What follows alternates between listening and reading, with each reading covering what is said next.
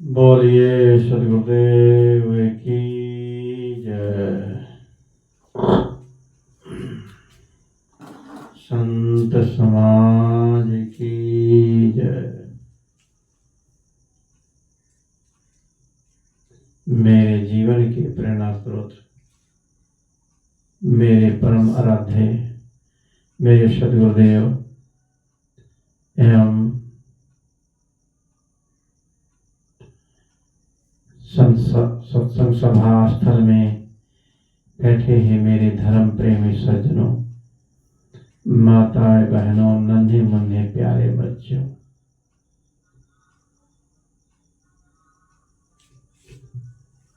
सदगुरु की साखी पर थोड़ा सा विचार है।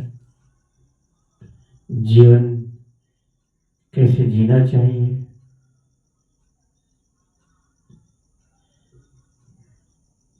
जीवन में सुख दुख हानि लाभ आते हैं, उसमें हमें अपने जीवन को कैसे ढालना चाहिए। सदगुरु कहते हैं संतोष संतोष सुख है, रहो तो हृदय जुड़ा है। संतोष सुख है, रहो तो हृदय जुड़ा है। अर्थात संतोष में ही सुख है।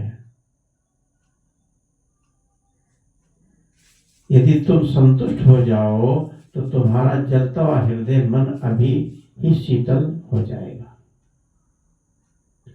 यदि अंदर से कोई दुख है, शिकायत है, तो दुखी रहेगा। लेकिन अंदर से शिकायत बिल्कुल खत्म कर दें, तनाव रहित हो जाए, प्राप्त वस्तुओं में आनंद सुख मानते हैं, ये सब अंदर से न सुख माने न दुख माने, प्रसन्नता पूर्वक जीवन जीना चाहिए। शक्ति युक्त अनुसार सेवा तन मन धन से सेवा करते रहना चाहिए। प्रसन्न मन से हर समय अपने मन में संतोष भाव बनाए रखना चाहिए। स्वीकार भाव अपने अंदर होना चाहिए। किसी के जीवन में सुख और दुख परिस्थितियां अनुकूल प्रतिकूल एक साथ होती रहती है। हर समय स्थिति आदमी की एक समान नहीं होती। प्राणी पदार्थ भी मिलते हैं, छूटते हैं। जिसका थोड़े में ही अपना अच्छा जीवन गुजर हो जाता है, उसका जीवन में परिवर्तन आना स्वाभाविक है। सुख दुख घाटा मुनाफा मान अपमान अनुकूलता प्रतिकूलता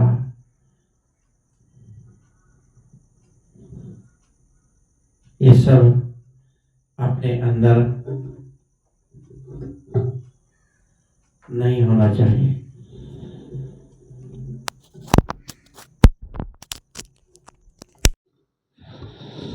पंखा चला दो। हर समय अपने जीवन को आदमी सहज भाव से स्वीकार करना चाहिए।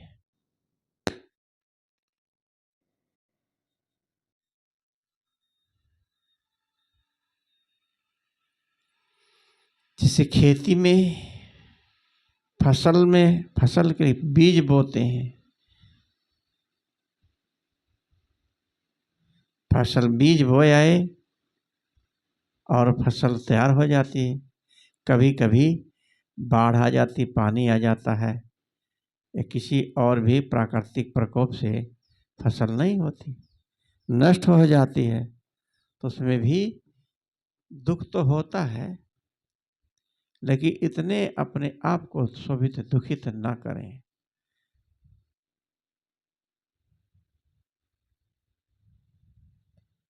और जैसे हमने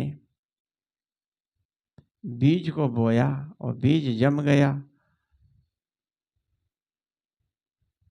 फसल मिलती है तो हमारे कर्म अच्छे करे, फसल बीज बोया और उसमें फसल हो गई।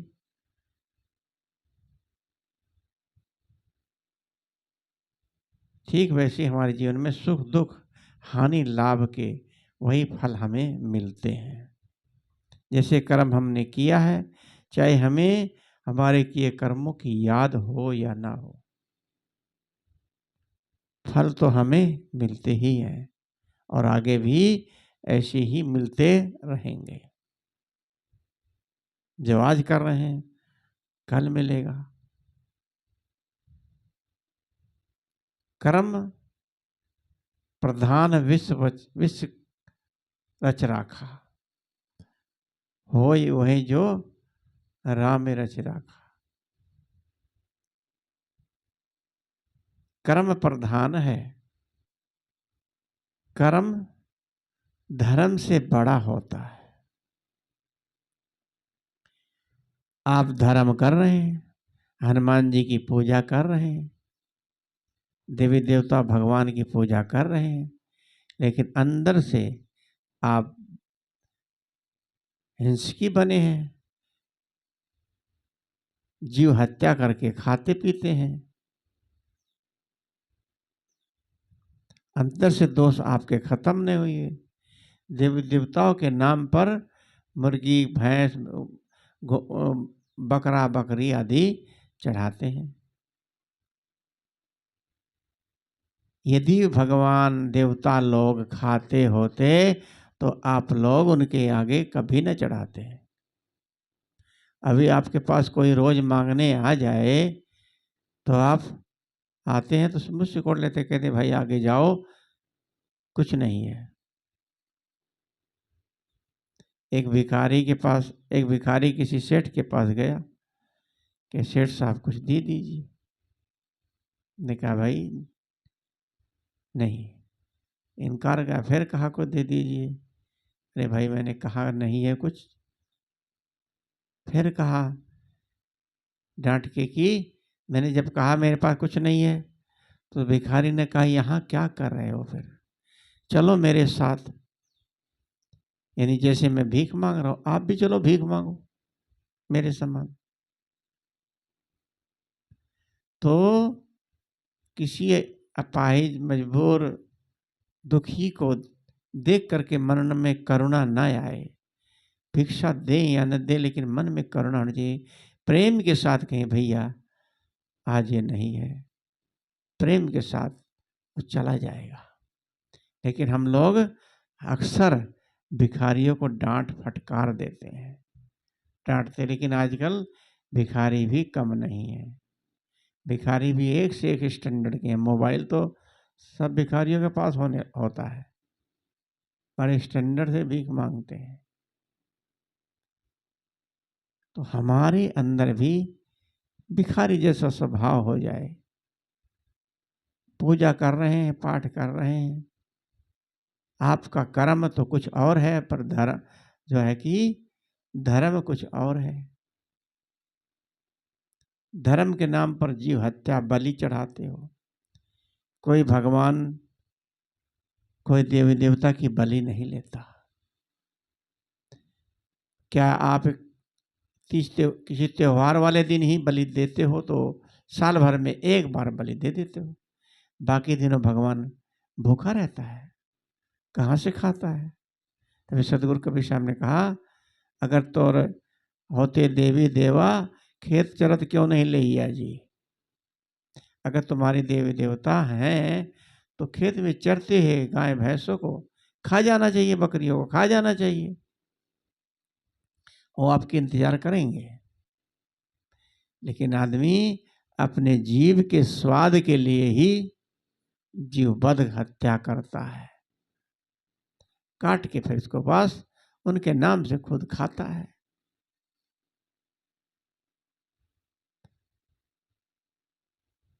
तो दया कहाँ? तभी सदगुरु कबीर साहब ने कि पंडित लोग धर्म के नाम पर बलि चढ़वाते हैं, बकरा कटवाते हैं, तो सदगुरु वहाँ कबीर साहब कहते हैं, जो तो को ब्राह्मण कहिए तो काको कहो कसाई।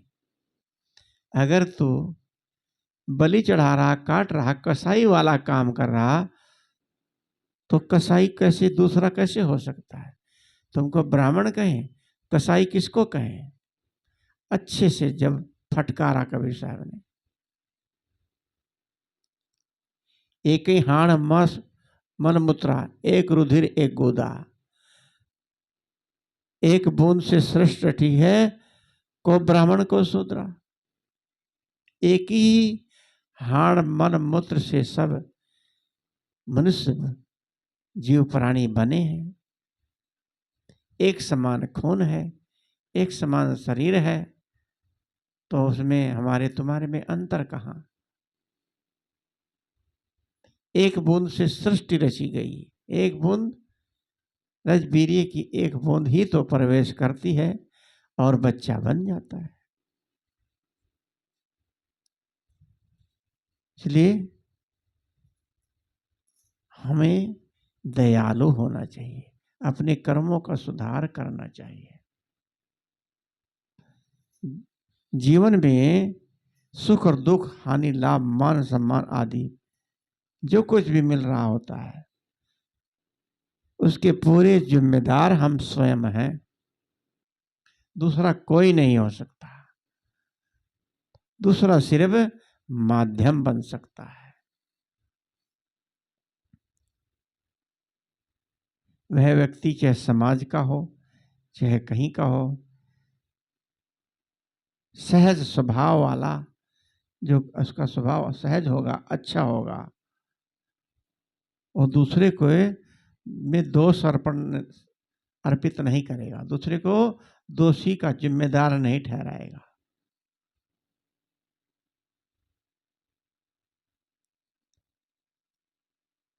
तथ्य है कि स्वीकार किए बिना मुझसे अपने कर्मों का सुधार कभी नहीं कर सकता। जब तक हम किसी अच्छे बुरे किसी चीज को स्वीकार नहीं करेंगे, तब तक हम अपना सुधार कैसे करेंगे? स्वीकार भाव होना चाहिए हमारे अंदर, और निष्काम भाव भी होना चाहिए। जो बन सके सबको आदर दें, सबकी सेवा करें, अपने कर्तव्य का समुचित पालन करें, सदैव शुभ कर्म करते रहें, पर किसी से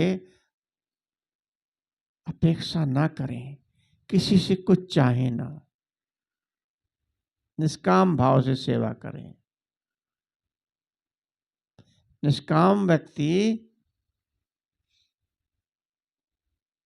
अपने जीवन को सही तरीके से चला के अपना कल्याण कर सकता है। वो कभी नहीं सोचता कि कोई मेरे लिए कोई क्या कह रहा है, क्या कर रहा है। बस दूसरों की सेवा में अपने मन को लगाना, जैसे कि सूर्य की कोई पूजा करे या ना करे, लेकिन सबको रोशनी देता है। ऐसे हमें कोई माने या ना माने, सबके प्रति दया का भाव रखना चाहिए। इस प्रकार कृतज्ञता का भाव, संतोष का भाव, आदर का भाव, निष्काम और शांति का भाव, प्रसन्नता पूर्वक अपने जीवन का जीने का सही तरीका है।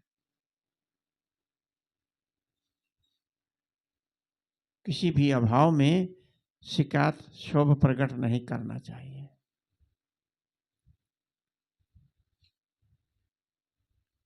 सुंदर जीवन हमारा कैसे बने? हर आदमी मन में लंबा जीवन जीने की लालसा रहती है कि मेरे भी जीवन बहुत लंबा हो, लंबी आयु हो।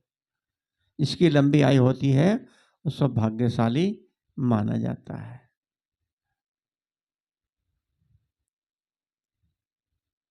पर मूल बात यह है कि लंबी आयु, लंबा जीवन पाने से क्या मतलब है, क्या महत्व है इसका? इतना लंबा जीवन जी करके जीवन भर क्या किया? 100 साल के तक जीते रहे, पर जीवन में अच्छा क्या किया? अपने जीवन का कल्याण का काम कुछ किया?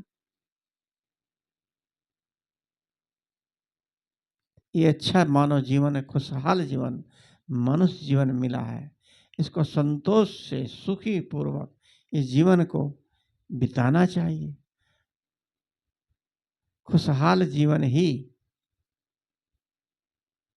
जीना ही हमारे सुंदर जीवन के लक्षण हैं।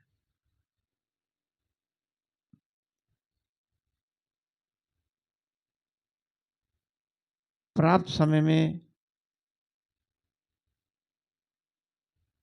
योग्यता अनुसार हमें कर्मशील होना चाहिए, सेवापरायण होना चाहिए। यदि कुछ हमें नहीं मिला तो उसमें संतुष्ट रहना चाहिए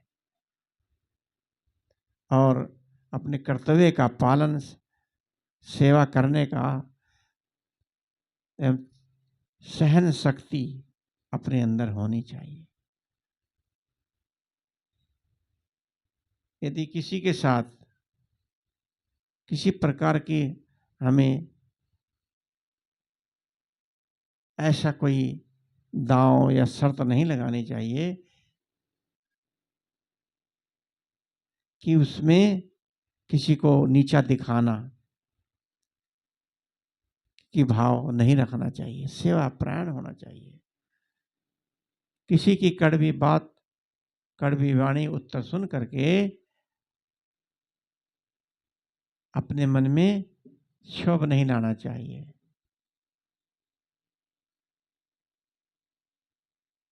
जो कड़वी वाणी बोलता है लेकिन वो भी दूसरों से मीठी वाणी चाहता है। कड़वी कटुवाणी अपने को पराया या निकट कर देती है या दूर कर देती है। मीठा बोलना चाहिए। जैसे कि एक कौवा वहाँ से बैठा था और जाने लगा तो कोयल ने पूछा, भैया कहाँ जा रहे हो? कह बहन मैं भी यहाँ नहीं रहूँगा। कह क्या हुआ? यहाँ के लोग मुझे बैठने भी नहीं देते और पत्थर वगैरह उठा के मारने लगते हैं। कुछ कहता भी नहीं हूँ लेकिन लोग पता नहीं क्यों मेरे पीछे पड़े रहते हैं। कि भैया पहली बात तो आपकी आवाज ही ऐसी कर है, आवाज सुन के किसी को आपकी वाणी अच्छी नहीं लगती। आप अपनी वाणी को सुधारो, अपने में परिवर्तन रखो, नहीं तो जहां भी जाओगे वहां भी तुम्हारे साथ यही हाल होगा। कौवे का मन चंचल होता है। जिस आदमी का मन चंचल होगा उस समाज में इतना सम्मान नहीं पाता। ज्यादा बोलना, बकबक करना, अपनी चलाना, कठोरता से बोलना, कम बोलो, प्रेम से बोलो। तभी कहा कि कौवा काका धन हरे, कोयल काको दे। मीठी वाणी बोल के सबको अपना कर ले। तो मीठी वाणी, मीठी कोमल वाणी बोले। अंदर से छल कपट स्वार्थ का भाव नहीं होना चाहिए। मन में छल कपट एवं स्वार्थ भाव रहने रखने वाला व्यक्ति ठीक नहीं होता।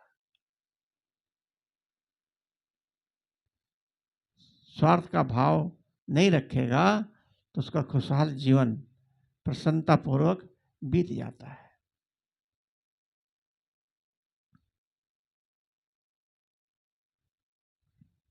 हमें ध्यान रखें, कड़वी कटुवाणी बोलने वालों की शहद भी नहीं बिकती और मीठा बोलने वालों की, कोमल वाणी बोलने वालों की मिर्चा भी बिक जाती है। इसलिए अधिक खुशी, अधिक दुख, क्रोध की स्थिति, किसी प्रकार भी क्रोध की स्थिति में नहीं रहना चाहिए। न अधिक बहुत प्रसन्न, न बहुत दुखी, समता में जीना चाहिए। आदमी को खुद पता नहीं रहता कि मैं क्या कर रहा हूं, क्या कह रहा हूं। अपने को देखना चाहिए, अपने दिमाग को किसी कारखाने के लोहे गलाने वाली भट्टी न बना दें। उसकी आंच से आप तो जलोगे, बाकी दूसरे लोग भी झुलस जाएंगे। आपके क्रोध को देख करके, अहंकार को देख करके आपसे दूरियां करेंगे, कहीं हम भी ना जल जाएं। इसलिए आप स्वयं शांत रहेंगे, मन शीतल रहेगा, सब आपको पसंद करेंगे।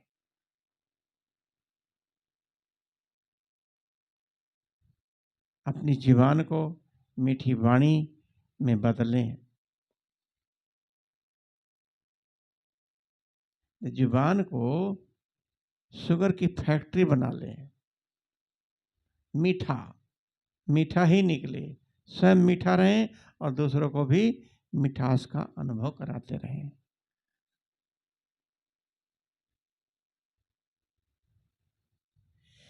जिनको ब्लड प्रेशर रहता है, शुगर रहती है, तो वो मीठा नहीं खाते, क्योंकि स्वस्थ शरीर रखने के लिए। और निश्चित मात्रा में मीडियम मीठा ले लेते हैं।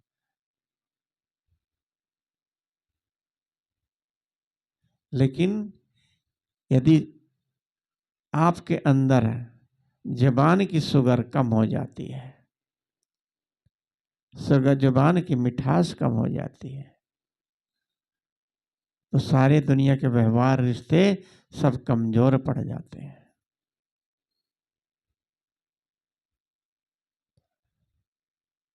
ज़बान की मिठास से ही और ज़बान की कड़वाहट से ही जो महाभारत हुआ, ज़बान की के दो शब्दों पर ही पूरा इतना बड़ा महाभारत हुआ। जिस टाइम दुर्योधन इनका राजभवन पांडवों का देखने के लिए चले, बहुत दिव्य भवन था, तो वहां से जब चले तो आए तो सामने द्वार पर जो है कि बांदिया खड़ी थी और उनको प्रणाम करे, रास्ता आगे को बताया। तो आगे देखा तो पानी बह रहा, तो कपड़ा इकट्ठा करने लगे दुर्योधन, भीग जाऊंगा। फर्श पर पानी बह रहा था। आज तो चीन ने बना ही दिया है, आज भी ऐसे हो गया है कि फर्श लगता है, पानी बहता है, पानी बह रहता है, फर्श लगता है। तो जब कपड़ा इकट्ठा करने लगे तो बांदी ने आगे एकदम बढ़ के चली, तो देखा तो पानी में जा रही, भीगी नहीं, पानी नहीं है, इसका मतलब फिर कपड़ा छोड़ दिया, उस पर चलने लगे। चल के आगे बढ़े, तो जैसे ही आगे पानी था, लेकिन वो फर्श दिखाई दे रहा था कि फर्श बिछा है। तो बांदी ने उसने कहा कि रुकिए साहब। तो कही मेरे को क्यों रोक रही है बिना मतलब? रुके नहीं, बढ़ते रहे, बढ़े तो एकदम जाके पानी था, रोक रही थी, नहीं रुके तो पानी में गड़ाक से गिर गए। गिर गए तो ऊपर से द्रौपदी देख रही, दुर्योधन आ रहा, देवर था, हंसी मजाक करते ही है देवर से, तो उसने ऐसी हंसी करी उसको चोट लगी। उसने जब दुर्योधन में गिर के लथपथ हो गया पानी में, शर्मा गया। तो उसने कहा, हंसी ऊपर से, अंधे का पुत्र अंधा। कितनी चोट लगती है, किसी कोई आपको अंधा कह दे, लंगड़ा कह दे, तो चोट लगती है।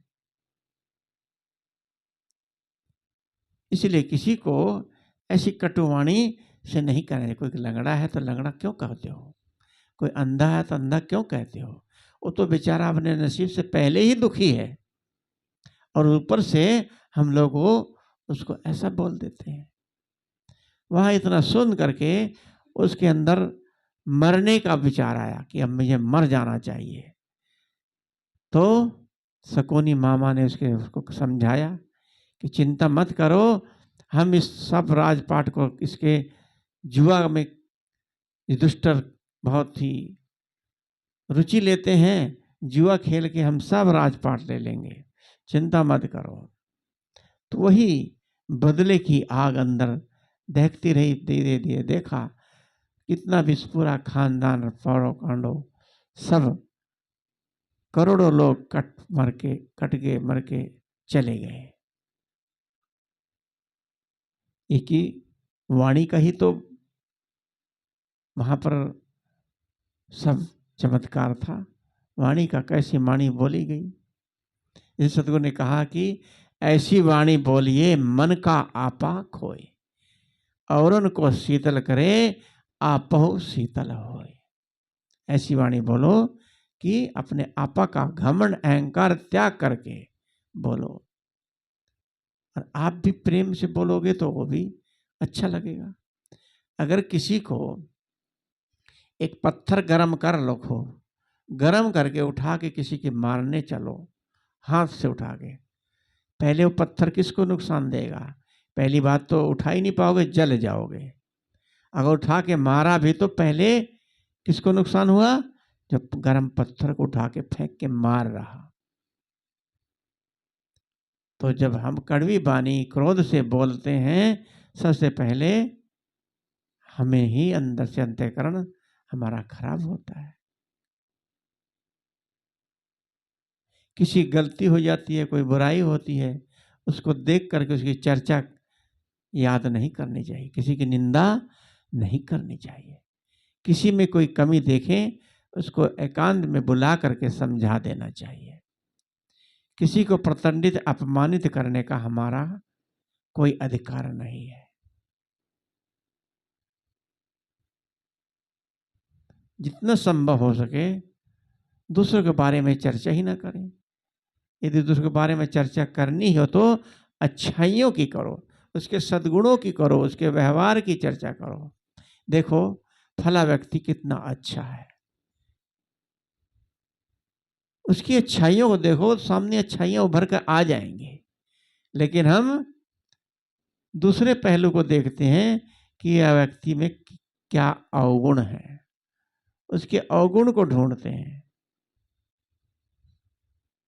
इससे अपना आपका मन प्रेम से बोलोगे तो आपका मन कोमल होगा और आपस में पारस्परिक व्यवहार भी अच्छा बनेगा। छोटी बड़ी गलती सबसे हो जाती है। भूल तो एक मनुष्य का स्वभाव है, भूल सबसे होती है। ऐसा कोई नहीं दुनिया में जिससे भूल ना हो। अपने साथियों से, अपने परिवार में, बच्चों से, सभी से भूल हो जाती है। यदि भूल हो, गलती हो, उसको क्षमा कर देना चाहिए। यदि स्वयं गलती करें, उसको हम स्वीकार कर लें। दूसरा गलती करता है, उसको माफ कर दें, उसमें बहसबाजी ना करें। एक घर में सास बहू थी, और बाप बेटे कमरे में बैठे थे। तो किचन में से बर्तन की आवाज आई, गिरा कोई बर्तन, कोई टूट गया, कांच का होगा कुछ, बर्तन गिरा। कितनी कई बारी लापरवाही से बर्तन, हम लोग जब ध्यान हमारा कहीं और होता है तो ऐसे ही अव्यवस्थित काम होता है। ध्यान कहीं और, बर्तन कहीं उठा रहे, कहीं उल्टा सीधा रखा है, हाथ लगा गिर गया। ये हर जगह हर चीज में सावधानी बरतनी चाहिए। जब बर्तन गिरा, आवाज बहुत जोर से आई, तो बाप ने कहा देखो बर्तन गिर गया कोई। तो बेटे ने कहा पापा ये बर्तन मेरी पत्नी से नहीं गिरा है, मेरी मम्मी से गिरा है, माँ से गिरा है।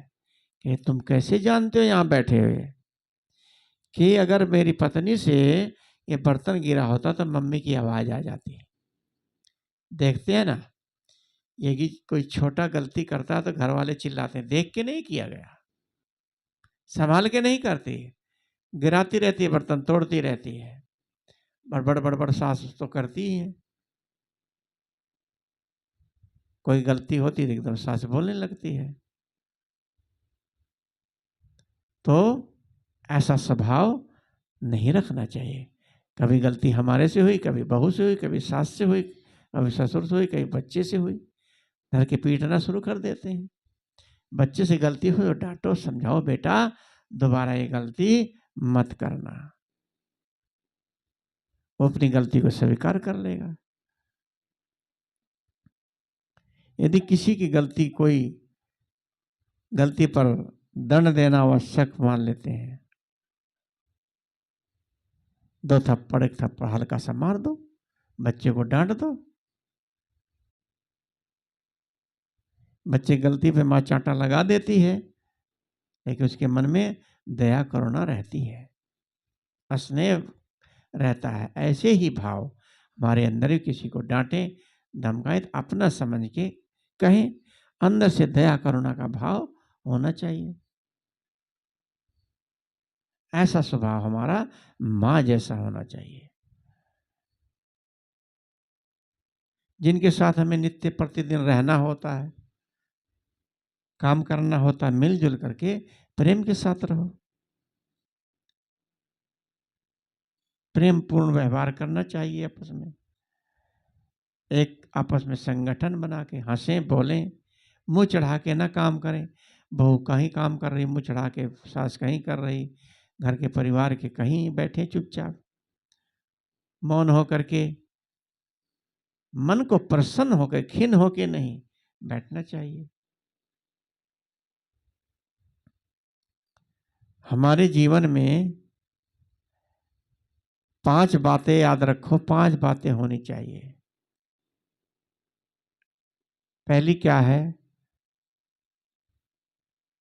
परिवार का ट्रस्ट। ट्रस्ट कहते हैं मिल करके, एक समान।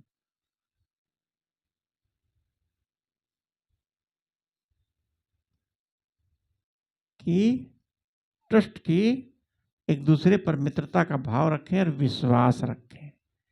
दूसरा है टाइम। तय से 5 चीजें हैं, ट्रस्ट और टाइम, समय। प्रतिदिन समय निकालकर कुछ देर आपस में बैठें, प्रेम की बातें करें, वार्तालाप करें। आते हैं, सुबह उठते भाग जाते हैं काम पर पति लोग, और स्त्रियां घर में काम करती हैं। दोपहर को आए, लंच किया, आराम करना, कोई बात प्रेम में व्यवहार तो कुछ रहा ही नहीं। कहाँ टच रहा, कहाँ टाइम रहा? टाइम ही नहीं है। भागे फिर दुकान पर, रात को आए 10-11 बजे। बच्चों को प्यार मिलता ही नहीं, समय नहीं। कितने लोग सुबह उठते ही 5 बजे चले जाते हैं, रात को 12 बजे आते हैं। बच्चे सोते छोड़ के चले जाते हैं और सोते ही पाते हैं।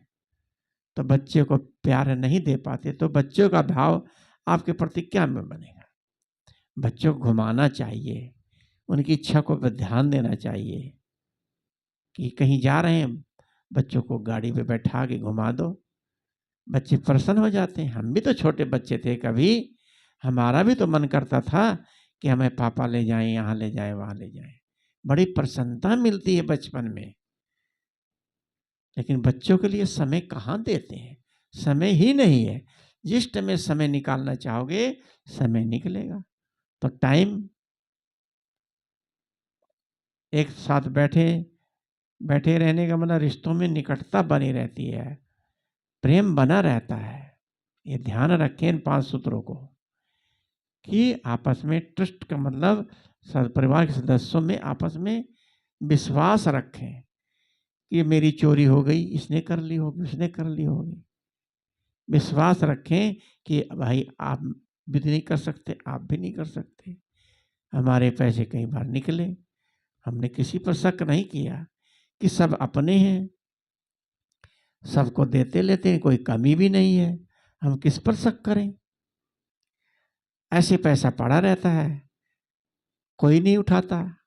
जब आप विश्वास करने लगोगे, सब पर अपना समझोगे, दूसरा आदमी भी खोचेगा, देखो ये हमारा विश्वास करते हैं, हम इनका नुकसान क्यों करें। ये प्यार व्यवहार आपस में नजदीकी निकटता बना के रखोगे तब ये व्यवहार होगा।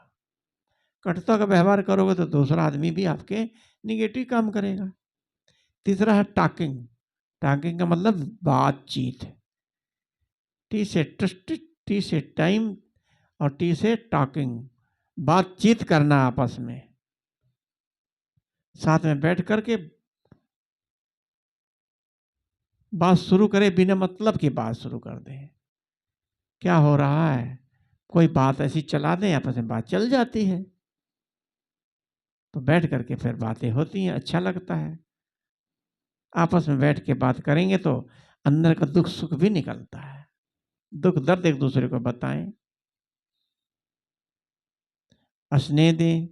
अगर हम बड़े हैं, बच्चे छोटे हैं, उनको प्यार दें, स्नेह दें।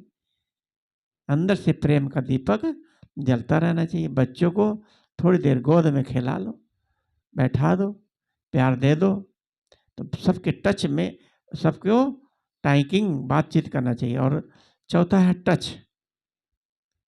टच, टाइम, टॉकिंग और टच। टच का मतलब संपर्क में रहना।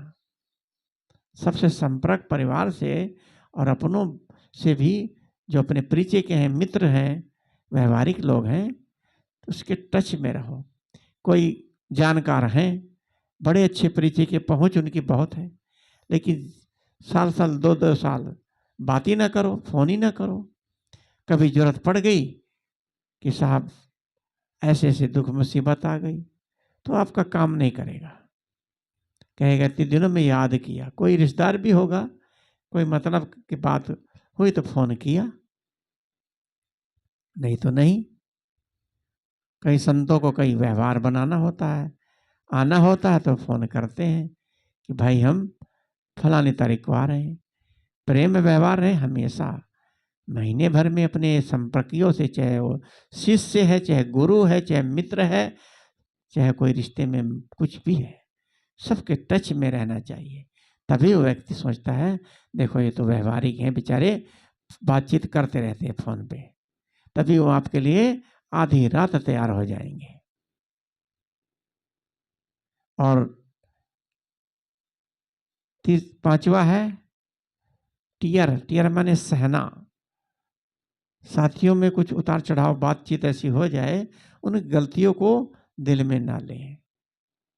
गलती हो जाए उसको सहन कर लो, नजरअंदाज कर दो। ये सब हमारे जीवन जीने की एक कला है।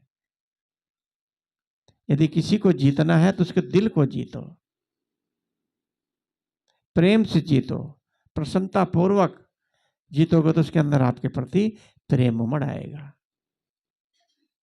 चापलूसी से जीतोगे, अंदर से तुम्हारे कपट रहेगा, झूठी प्रशंसा करोगे किसी की और पीछे निंदा बुराई करोगे, तो ऐसे दुर्गुणी व्यक्ति से कोई प्रेम नहीं करता। पराय आदमी दूसरों की निंदा करता है और अपनी प्रशंसा सुनना चाहता है।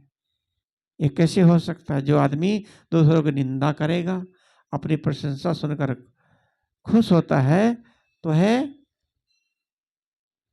प्रशंसनीय व्यक्ति नहीं हो सकता। उस व्यक्ति को कोई पसंद नहीं करेगा। हाँ हाँ तो कर लेंगे, लेकिन कहेंगे ये आदमी ठीक नहीं, जब उसकी बुराई कर रहा कल मेरी भी करेगा, वो प्रशंसा के लायक नहीं हो सकता है। याद रखें, पूजा करें जो पूजनीय हो, ज्ञानवान हो, गुणी हो, चरित्रवान हो, उसकी पूजा, उसको मान सम्मान दें। चित्र की पूजा करने से नहीं, उसके गुणों को स्वीकार करके उस पर चलें।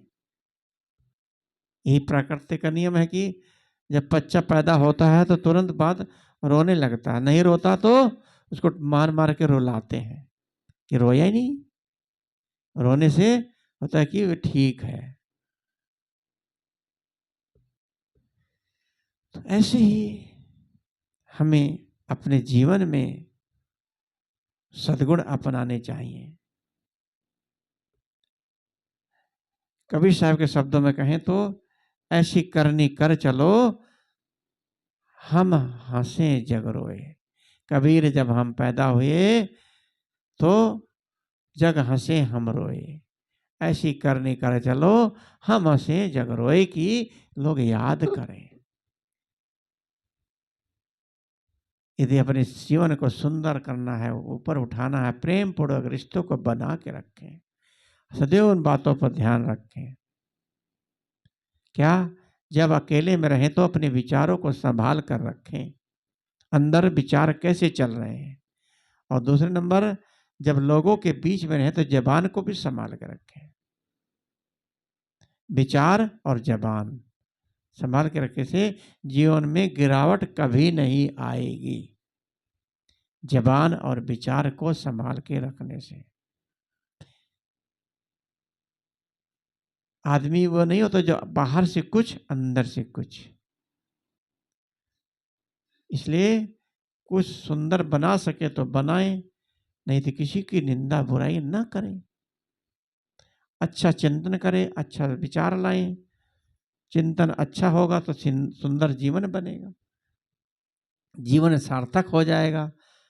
आप जहां रहेंगे आपके सुंदर कर्मों का, आचरण का, व्यवहार दूर दूर तक याद लोग करते हैं, चर्चा करते हैं। जो आएंगे कहेंगे फला व्यक्ति बहुत अच्छा है, फले परिवार में वहां गए थे, उनके परिवार के लोग बहुत अच्छे हैं। ये क्यों कहते हैं? हमारा यदि अंदर से जीवन सुंदर ना होता तो लोग ऐसा क्यों कहते हैं?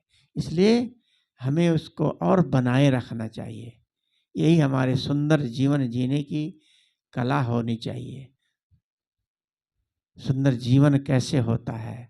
जीवन तो जानवर भी बिताते हैं, जानवर भी सब कुछ करते हैं, लेकिन हम जानवरों से भी गए गुरे हो जाते हैं। जानवर गुस्सा नहीं करता, क्रोध नहीं करता। जानवर पशु गलत चीजों को नहीं खाता, जो खाता वही खाता है। लेकिन मनुष्य, हमने अपने जीवन को कैसे डाल दिया है। पैदा हुए थे कितने सुंदर, दांत चमकते थे, चेहरा चमकता था। अब दांत देखो आज, गुटखा पान तंबाकू खा खा के दांत को कैसे कर लें, जैसे मुंह को जैसे चूल्हा। इसलिए अपने अंदर सद्गुण अपनाएं, दुर्गुणों को छोड़ें। यही सुंदर जीवन जीने की कला है। इन्हीं शब्दों के साथ मैं अपनी वाणी को विराम देता हूँ। बोलिए सद्गुरुदेव की जय। वंदन है जी गुरुदेव आप